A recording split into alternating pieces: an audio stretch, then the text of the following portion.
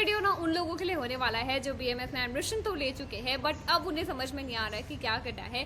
काफ़ी सारे future options तो है बट उन्हें कैसे अप्रोच करना है। एमडीएमएस अगर करना चाहते हैं तो उसके लिए एग्जाम कौन सा देना है। अगर जो एग्जाम हम देने जा रहे हैं उसके बारे में हमें कुछ ज़्यादा ठीक से पता नहीं है कि क्या क्या चीज़ें होती हैं, कैसे कैसे हमको किस प्रोसेस के थ्रू जाना पड़ता है, पेपर का पैटर्न क्या है, पेपर कितने मार्क्स का आता है, हर एक चीज़। तो आज का जो वीडियो है ना वो इसी के ऊपर डेडिकेटेड होने वाला है। आज हम बात करेंगे AIA-PGET एग्जाम के बारे में जिसको हम कहते हैं all India AYUSH post graduate entrance test. इस पर्टिकुलर वीडियो में हम जानेंगे छोटी छोटी बातें AIA-PGET के बारे में अगर आप MD और MS को एम कर रहे हो। So hi everyone, welcome back to the channel. This is Kritika Pandey, final year BMS student at Bundelkhand government ayurvedic college Jhansi. So without further do let's just dive into the video. पहले तो हम इस चीज की बात कर लेते हैं कि क्या MD और MS जरूरी है, क्या MD MS के बिना कुछ नहीं हो सकता। तो पहले ये चीज एनालाइज करना जरूरी है कि क्या आप करना चाहते हो पोस्ट ग्रेजुएशन या फिर नहीं। ऐसा मैं देखती हूँ ना कि आजकल भीड़ चाल का बहुत ज्यादा हो गया है कि लोगों ने देख लिया कि हाँ कोई पर्टिकुलर पर्सन कर रहा है प्रिपरेशन, तो वो भी प्रिपरेशन में घुस जाते हैं और शायद उनका इंटरेस्ट कहीं और हो, शायद वो कोई और चीज़ करना चाहते हो, बस जस्ट बिकॉज बाकी लोग कर रहे थे MD और MS की प्रिपरेशन तो हम भी चले गए। तो मैं आपसे ये बोलना चाहती हूँ कि अगर आप फर्स्ट ईयर या सेकेंड ईयर में हो, भी ईयर में हो, आप पहले एनालाइज करो अगर आपने प्रिपरेशन अभी तक स्टार्ट नहीं करी है कि क्या आप चाहते भी हो MD या MS में जाना। क्योंकि ना मैंने देखा है कि बहुत सारी वैद्यास ऐसे भी हैं जो सिर्फ BMS करके बहुत ज़्यादा फेमस हैं, बहुत अच्छा कर रहे हैं प्रैक्टिस में अपनी, और बहुत सारे लोग ऐसे भी होते हैं कि MD MS करने के बाद भी उतने सक्सेसफुल नहीं हैं। एक बार आपको समझ में आ जाएगा तो उस हिसाब से अपना प्लानिंग करो कि अगर आपको प्रैक्टिस में जाना है, BMS के बाद ही प्रैक्टिस करना चाहते हो, MD MS में मतलब आप 3 साल और पढ़ना नहीं चाहते, तो आई वुड सजेस्ट यू कि BMS के टाइम में जो आपके 3rd और 4th ईयर होते हैं ना, वो किसी वैद्या के साथ या फिर किसी आयुर्वेदिक प्रैक्टिशनर के साथ आप सीख सकते हो चीज़ों को, ताकि आप जैसे यहाँ से निकलो अपने क्लिनिकल प्रैक्टिस स्टार्ट कर दो। तो ये भी एक अच्छी चीज़ है और काफ़ी लोग ऐसे भी गए हैं। तो ऐसा ज़रूरी नहीं है कि MD MS is the only option. और इन केस आपको मन है, आप स्पेशलाइजेशन चाहते हो किसी पर्टिकुलर सब्जेक्ट में जो आपको यहाँ पे आके पसंद आ गया है, बी इट क्लिनिकल और नॉन क्लिनिकल, तो फिर आप एम कर सकते हो AIA-PGET एग्जाम के लिए। थोड़ा सा पेपर के बारे में भी जान लेते हैं so that you can prepare your basic road map. तो कंडक्टिंग बॉडी वही वाली होती है जिसने आपका नीट करवाया था, NTA national testing agency. Pattern अगर हम देखें तो MCQ बेस्ड होता है क्वेश्चन, CBT पेपर मोड होता है कंप्यूटर बेस्ड टेस्ट, और नंबर ऑफ क्वेश्चंस अगर आप देखो तो 120 रहते हैं, मैक्सिमम मार्क्स रहता है 480 एंड ड्यूरेशन रहती है 2 आवर्स की।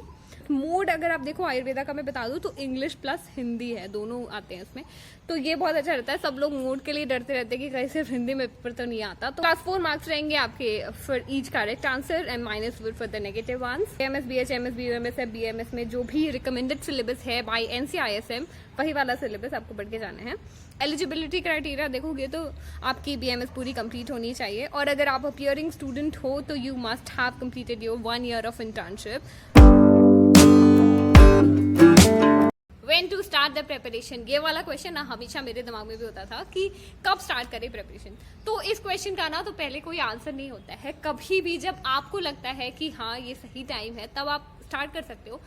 बट मेरे साइड से रिकमेंडेशन रहेगा कि फर्स्ट सेकेंड ईयर अगर आप प्रिपरेशन को स्किप करो और अपने एकेडमिक्स पे ध्यान दो, पहले बेसिक समझो, फ्रेंड्स बनाओ, थोड़ा खेलो कूदो, कॉलेज आयो, सिटी एक्सप्लोर करो। मैं हमेशा हर वीडियो में यही बोलती रहती हूँ क्योंकि फर्स्ट ईयर टेंशन लेने के लिए होता ही नहीं है। क्यों अभी आपको स्टार्टिंग से ही ये सब करना है, क्योंकि अभी आप नीट की प्रिपरेशन करके आए, फिर आप किसी और प्रिपरेशन में घुस गए तो मतलब आपके दिमाग को टाइम ही नहीं मिला प्रोसेस करने का नई जगह पे। तो थोड़ा सा टाइम दो, थोड़ा सा एंजॉय करो। लोग बोलते हैं ना earlier you start earlier you get, तो ये हर जगह ही अप्लाई होता है। माय सीनियर गॉट काय चिकित्सा इन AIA which is all India institute of Ayurveda, इतना ज्यादा रेप्यूटेड इंस्टीट्यूट, पर वो प्रिपरेशन करी थी from the second year onwards. मैंने उनको हमेशा पढ़ते हुए देखा, मतलब हमेशा मैंने देखा कि वो कितनी ज़्यादा डेडिकेटेड थी। तो ऐसे बच्चे बहुत अच्छे इंस्टीट्यूट में जाते भी हैं। तो बेसिकली डिपेंड करता है आपकी डेडिकेशन पे। आप जब से भी स्टार्ट करो डेडिकेटेड रहो और अपने आप को समझो कि आपको कितनी ज़रूरत है। हर बच्चे को ना अलग अलग टाइप की जरूरत होती है। अगर आप पहले से ही बहुत अच्छे आपके कॉन्सेप्ट्स हैं, बहुत स्ट्रॉन्ग कॉन्सेप्ट्स हैं, जैसे आप आयुर्वेदा की तरफ ही डेडिकेटेड थे, आपने नीट प्रिपरेशन नहीं करी, आपके कॉन्सेप्ट्स अच्छे हैं, तो मैं ये बोलूंगी कि अगर आप लास्ट में भी जाके फाइनल ईयर और इंटर्नशिप में प्रिपरेशन करते हो तो भी आप अच्छा करोगे। बट बहुत सारे बच्चे ऐसे होते हैं ना जो इनिशियली वो नीट प्रिपरेशन की तरफ चले गए थे आयुर्वेदा में आके, या फिर वो कुछ और करने लगे थे, उन्होंने फर्स्ट सेकेंड ईयर अपना अच्छे से नहीं किया। तो मैं उनको बोलूँगी कि उनको थोड़ा सा जल्दी स्टार्ट करना चाहिए, क्योंकि उनको टाइम लगेगा और ये फैक्ट है। इसमें कोई शुगर कोटिंग की ज़रूरत नहीं है। और मेरा चैनल सिर्फ इसीलिए है कि मैं आपको रियलिटी बताऊँ, जो है वो है। स्ट्रैटेजी से रिलेटेड कोई भी आंसर चाहिए तो मैंने एक इंटरव्यू किया था AIPGT टॉपर के साथ, तो वो इंटरव्यू देख लेना, बहुत ही बेनिफिशियल होगा आपके लिए। हर एक चीज़ सर ने बताई थी, कैसे संहिता का अप्रोच होना चाहिए, कैसे गोविंद पारिक का अप्रोच होना चाहिए, कब से स्टार्ट करना है, हर एक चीज़। तो वो वीडियो ना एक बार जाके चैनल पे चेक करना, तो उससे आपको काफ़ी सारे आंसर्स मिल जाएंगे और मे बी आप अपनी प्रिपरेशन उसके बाद अच्छे से स्टार्ट कर सको।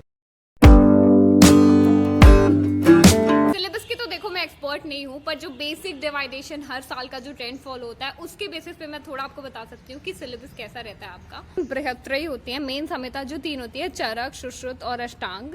इसमें से ही आपका जो 50% अराउंड का पेपर रहता है वो इनसे ही रहता है। अराउंड 200 to 220 मार्क्स के जो आते हैं क्वेश्चंस वो यहाँ से ही आते हैं। वेटेज सबसे ज़्यादा है, इसीलिए ना जब आप BMS में अगर आप आ गए तो आपको टीचर्स और सीनियर्स सब बताते रहते होंगे संहिता पे फोकस करो, संहिता पे फोकस करो, तो इसीलिए ही फोकस करवाते रहते हैं वो लोग। अदर सब्जेक्ट्स हैं द्रव्य गुण, रसशास्त्र, काश्यप संहिता, इनसे भी क्वेश्चंस आते हैं अच्छे खासे। अराउंड 30 क्वेश्चंस इनसे बनते हैं। मॉडर्न के जो सब्जेक्ट्स हैं वो 10 to 15 क्वेश्चंस वहाँ से आते हैं। और रेस्ट जो सब्जेक्ट्स आपके बच गए हैं फर्स्ट ईयर से लेके फाइनल ईयर तक के सारे सब्जेक्ट्स और माइनर जो संहिता है आपकी, उनसे भी बचे हुए क्वेश्चंस आते हैं। MD और MS ब्रांचेस, काफ़ी सारी ब्रांचेस अभी चल रही है। मुझे कमेंट सेक्शन पे आप लोग पूछते रहते हो कि क्या मैं BMS के बाद सर्जरी कर सकता हूँ, क्या मैं गायनेकोलॉजिस्ट बन सकती हूँ। तो ये चीज़ें आप बिल्कुल कर सकते हो, बट अपनी MD और MS करने के बाद तो मेक श्योर आप वो चीज़ें कर लो, उसके बाद आप बिल्कुल प्रैक्टिशनर बन सकते हो बहुत अच्छे। तो हम जान लेते हैं कि कौन कौन सी क्लिनिकल या नॉन क्लिनिकल ब्रांचेस हैं, तो आपको एक बेटर आइडिया मिल जाएगा। और हर कॉलेज में अलग अलग कोर्सेज चलते हैं, हर कॉलेज में हर एक ब्रांच की सीट नहीं होती, ये आपको समझना पड़ेगा। कुछ कॉलेजेस हैं जैसे कि BHU है, NIA, वो ऑलमोस्ट हर ब्रांचेस में PG करवाते हैं। ऑब्वियसली वो बहुत अच्छे प्रीमियम इंस्टीट्यूट्स हैं। बट जो स्टेट कॉलेजेस होते हैं, किसी में 2 ब्रांचेस से, किसी में 3 ब्रांचेस से, किसी में 4 या 5 ब्रांचेस से, तो वो जैसे आप प्रिपरेशन स्टार्ट करोगे ना और चीज़ों के बारे में सोचना स्टार्ट करोगे, तो सर्च करना स्टार्ट करोगे, तो वो हर एक चीज़ आपको मिल ही जाएगी। अभी मैंने सिर्फ बेसिक बताने के लिए वीडियो में बना रही हूँ, इसलिए मैं सिर्फ आपको बेसिक बता देती हूँ कि कौन कौन सी ब्रांचेस हैं। नॉन क्लिनिकल में आप कर सकते हो आयुर्वेदा संहिता एंड मौलिक सिद्धांत से, रचनाशारी जो आपकी ह्यूमन एनाटॉमी होती है, क्रियाशारी ह्यूमन फिजियोलॉजी, द्रव्य गुण विज्ञान यानी कि जिसको आप फार्मा बोल सकते हो, रसशास्त्र एंड भेषज कल्पना आयुर्वेदिक फार्मेसी, रोग निदान एंड विकृति विज्ञान पैथो बोल सकते हो आप इसको, अगत तंत्र एंड व्यवहार आयुर्वेद यानी कि फॉरेंसिक मेडिसिन एंड टॉक्सिकोलॉजी, और साथ में स्वास्थ्यविद एंड योगा से कर सकते हो आप। क्लिनिकल ब्रांचेस में आ जाते हैं आपकी काय चिकित्सा जिसको हम इंटरनल मेडिसिन बोलते हैं, कौमार भृत्य पीडियाट्रिक्स, पंचकर्मा, प्रसूति तंत्र एवं स्त्री रोग जिसको ऑब्स एंड गायनी बोलते हैं, शल्य तंत्र यानी कि सर्जरी एंड शालाक्य तंत्र जिसमें ENT एंड ऑप्थेल आपका दोनों आ जाता है। अभी 2 नई ब्रांचेस ऐड हुई हैं जिनकी सीट सिर्फ कुछ कॉलेजेस में है। तो पहला अपना है रसायन एंड वाजीकरण एंड दूसरा है मनोविज्ञान। तो इनसे भी आप कर सकते हो अपनी MD।